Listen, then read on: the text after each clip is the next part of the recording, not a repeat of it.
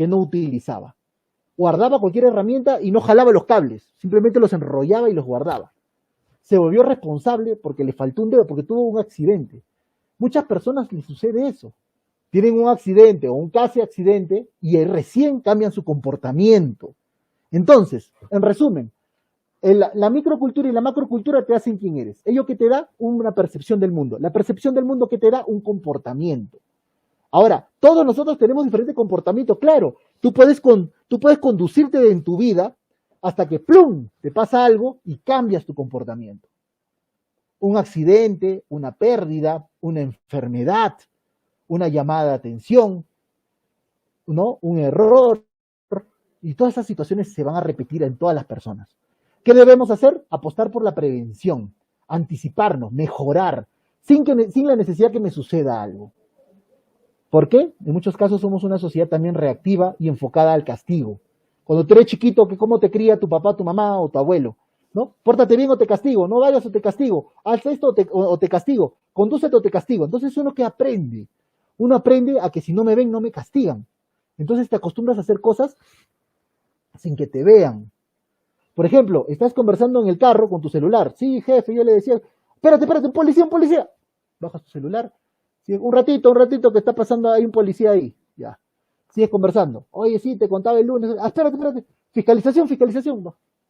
¿Qué tal? Vas manejando ahí, ¿no? Vas manejando tu carro. Pasa. Ya pasó. Ya, sí, te está contando. ¿Sabemos que está mal? Sí, sabemos que está mal. ¿Y por qué lo hacemos? Por miedo al castigo. Una vez le pregunté a un trabajador, ¿por qué no asaltas un banco? ¿Y qué me dijo? Me dijo, que me meten preso. Me agarra la policía. ¿No? Y nunca dijo, no es correcto robar. Entonces muchas veces de alguna manera, ¿no?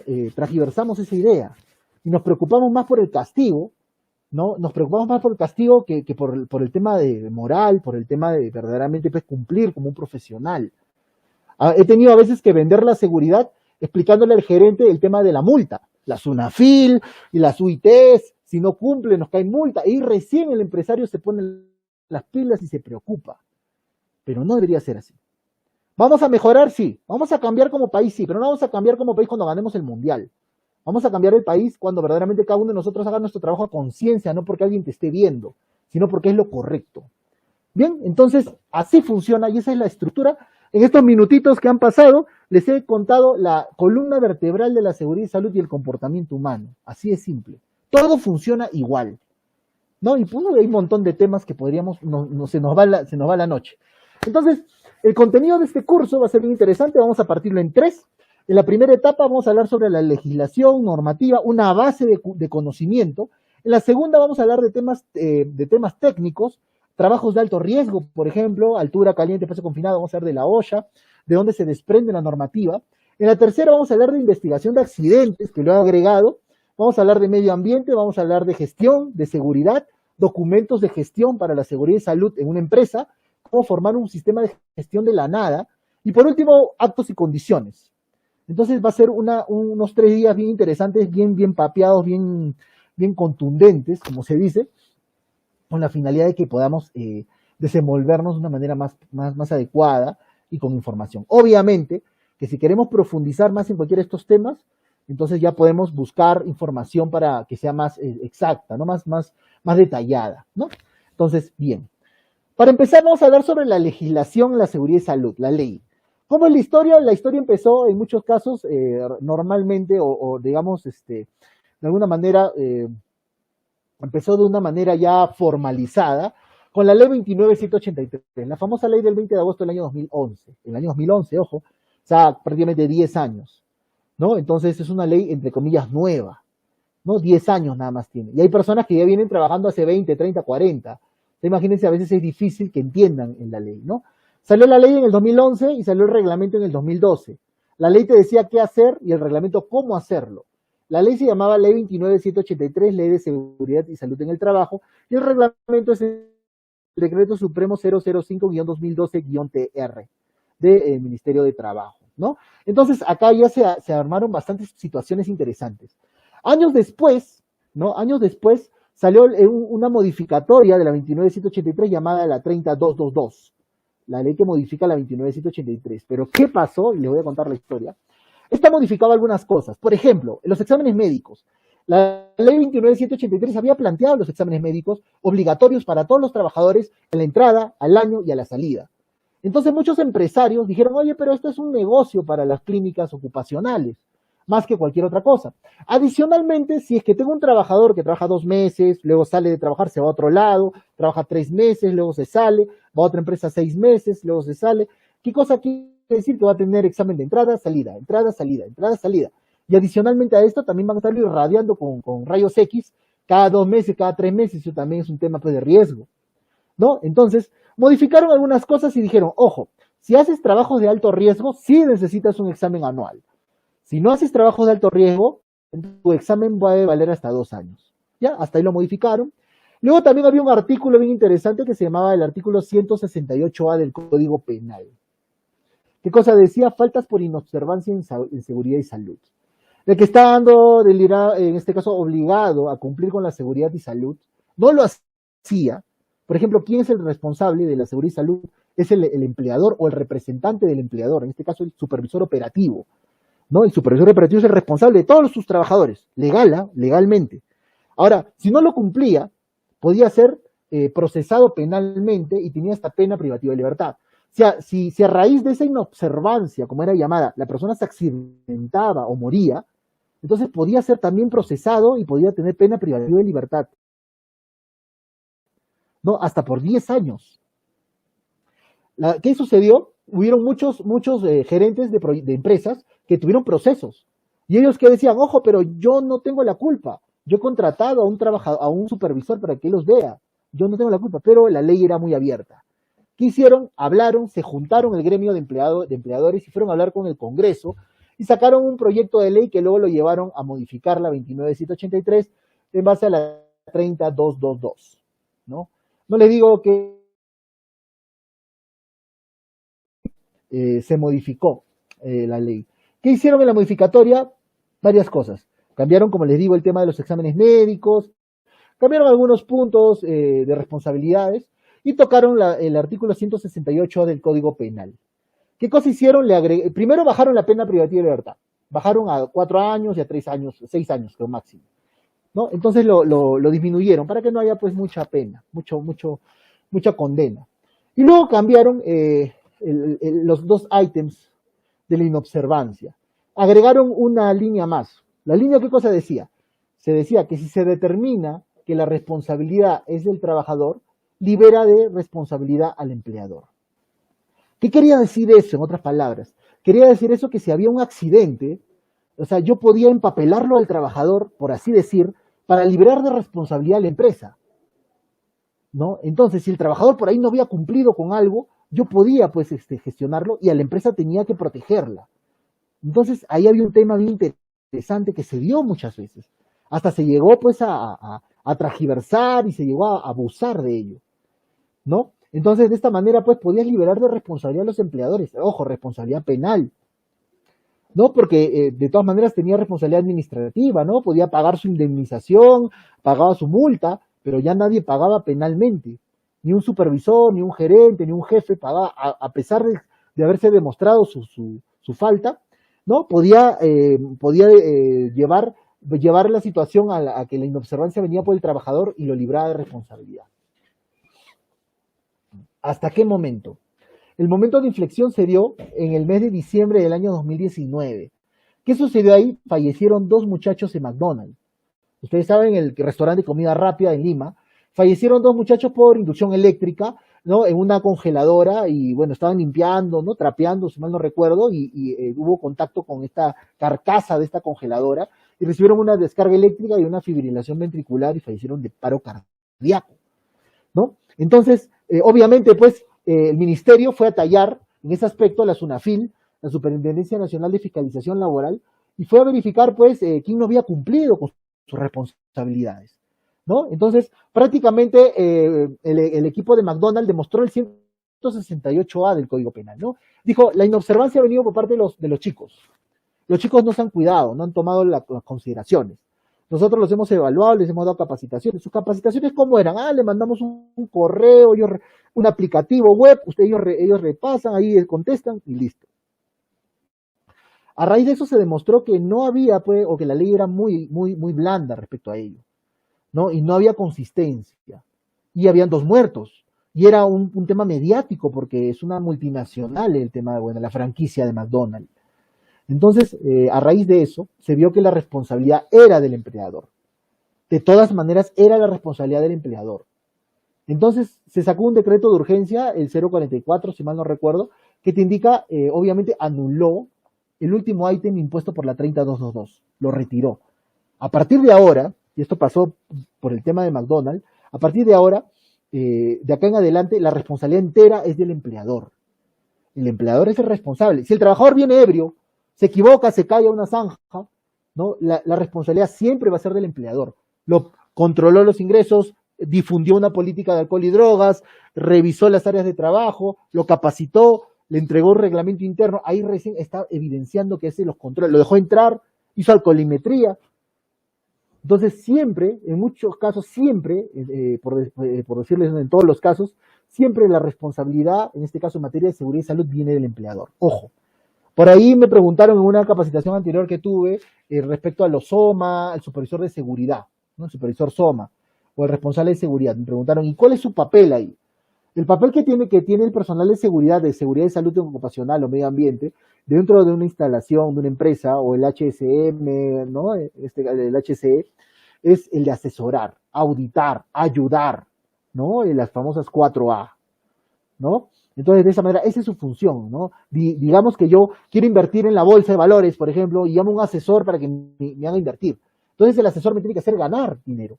Un asesor no me va a hacer perder. Entonces, si un asesor me hace perder, es un mal asesor. Entonces, el supervisor de seguridad o el ingeniero de seguridad debe ser así, debe ser un buen asesor. De todas maneras, la responsabilidad es del empleador. Quien firma el ATS, el IPRC, él es el responsable, ¿no? En una labor.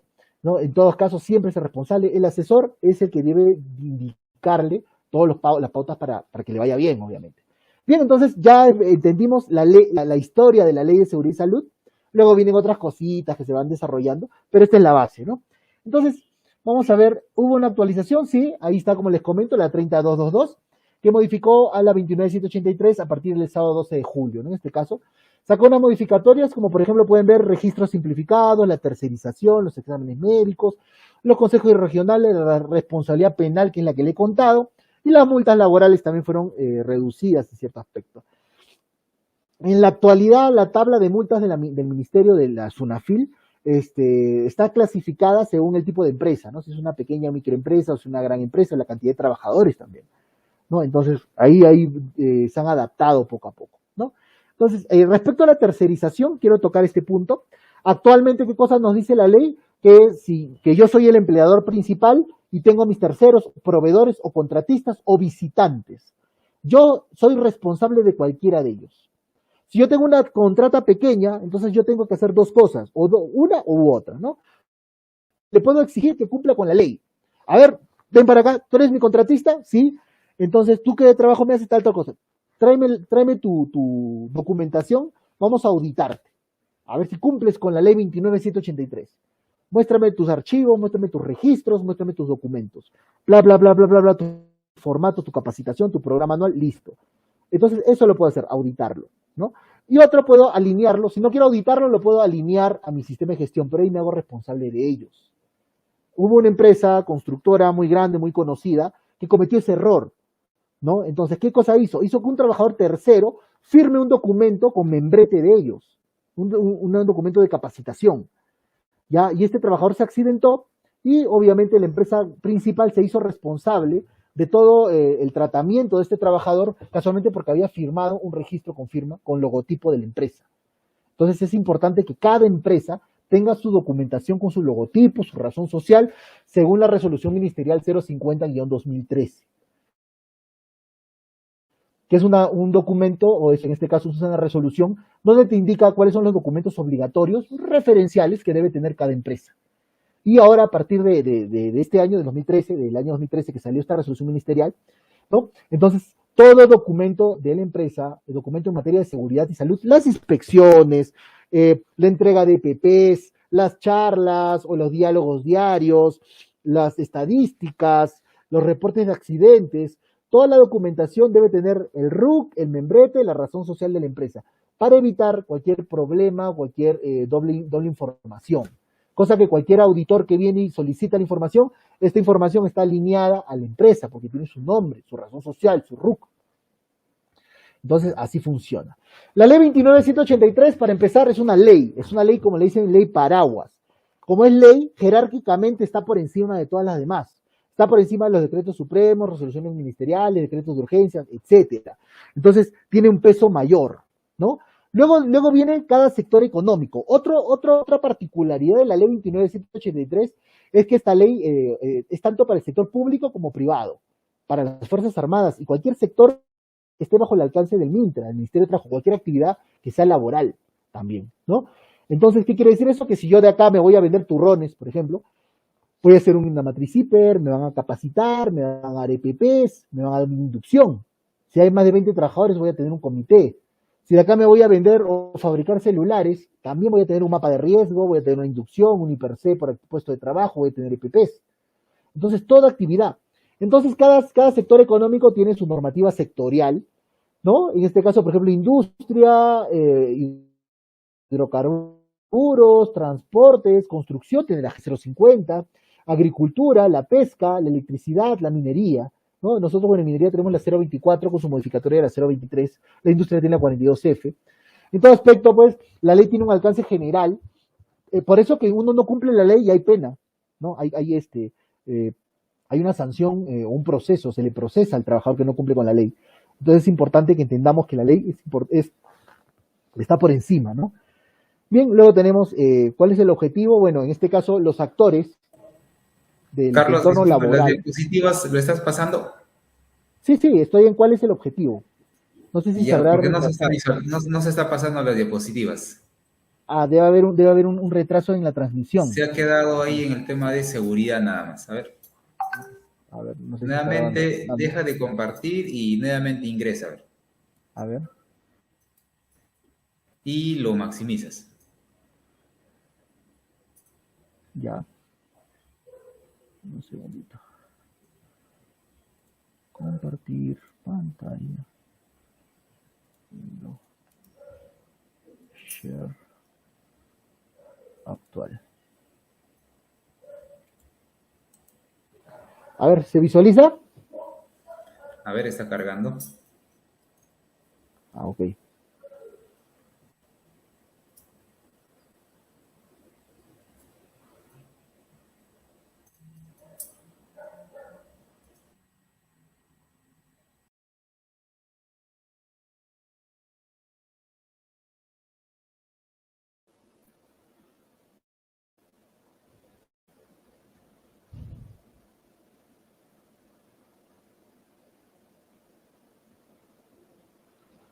¿Se visualiza?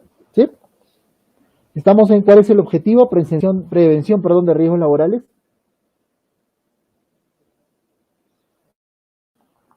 ¿Sí? ¿Se logra ver? Ahí confirmen, por favor.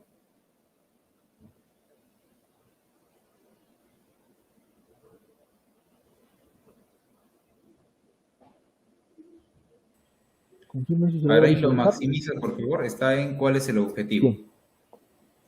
Bueno, vamos a ir avanzando entonces. Entonces, cada uno de los actores tiene diferentes responsabilidades, ¿no? Los empleadores deben prevenir, ¿no? En este caso deben brindar las facilidades y los recursos para que no haya accidentes. Sus áreas de trabajo deben estar seguras y el empleador es el responsable de eso, ¿no? De señalizar el área, poner extintores, ¿no? Poner pues las condiciones de trabajo, poner barandas, iluminar las áreas oscuras, colocar pues aterramientos en sus instalaciones eléctricas, que no haya cables expuestos, ¿no? Las áreas de tránsito delimitadas, esa es la función del empleador, prevenir. Los inspectores laborales y la Superintendencia Nacional de Fiscalización Laboral, ¿no? La SUNAFIL. En el caso también los trabajadores, ¿cuál es la responsabilidad de todos nosotros? Participar. Una responsabilidad, obligación que está en la ley, que es de los trabajadores, es participar en investigación de accidentes, acudir o asistir a las capacitaciones, cuidar el equipo que le han brindado o las herramientas que le han entregado, Entonces, es parte de los trabajadores su responsabilidad en el tema de participación. Entonces, ahí también hay, por ejemplo, informar actos o condiciones inseguras en el espacio laboral, ¿no? Si yo no digo nada, me quedo callado, entonces no estoy cumpliendo con mi responsabilidad como trabajador. Entonces, esta parte es importantísima. Cuando hay un accidente o hay un evento, se citan a los actores, al empleador y al trabajador, y se determina cuál de los dos no ha cumplido. Por eso es que te hacen una reunión de comparecencia por parte de la SUNAFIL, te piden una serie de documentos para evidenciar que has hecho, que has cumplido con tu rol o papel preventivo. Si no has cumplido con papel preventivo, entonces se llama inobservancia en materia de seguridad y salud y te pueden sancionar. Bien, entonces, un sistema de gestión es un conjunto estructurado, ¿no? Vamos a construir un sistema de gestión, sí se puede hacer, es fácil, ¿no? El cumplimiento legal está claro. Por ejemplo, en el Decreto Supremo 005, el reglamento de la ley, hay dos artículos, el 32 y el 33, donde está una lista de documentos que debemos exhibir, y el otro punto es una lista de documentos obligatorios que debo tener, ¿no? Los documentos, ¿dónde están? Por ejemplo, están en la Resolución Ministerial 050-2013, están los documentos referenciales obligatorios que debo exhibir, de ahí lo mínimo que debo exhibir, ¿no? En una lista 8 documentos, 8 formatos, o 8 registros, perdón, ¿no? Y luego la documentación que debo exhibir como trabajador, ¿no? Mi IPRC, debo exhibir mi mapa de riesgo, ¿no? De esta manera, mi reglamento interno, entonces debo exhibirlo. Ahora, la gestión se construye así, también tenemos un checklist, una lista de verificación de línea base, que también está en la RM. Los IPRC, las matrices de identificación de peligros, evaluación de riesgos y controles, también están, hay 3 modelos que están en la Resolución Ministerial 050-2013. Podemos elegir la que más se nos acomode, ¿no? La metodología que más se nos acomode, implementar una matriz de riesgo. Entonces, así vamos armando una gestión simplemente basada en la ley. Ahora, la ventaja de esta gestión es que también ayuda cuando quieras migrar a una ISO 45001 o quieras migrar a una ISO 9001, porque tiene ciertos ítems que sirven, ¿no? En la etapa de planificación, revisión por la alta dirección, ¿no? Cumplen con el ciclo de Deming, de PHBA, el ciclo de la mejora continua, ¿no? Entonces es interesante esta gestión porque nos ayuda y nos deja la ventana abierta a poder implementar una gestión más grande o a poder certificar, en este caso internacionalmente. Entonces ayuda muchísimo. Para homologar con cualquier empresa también.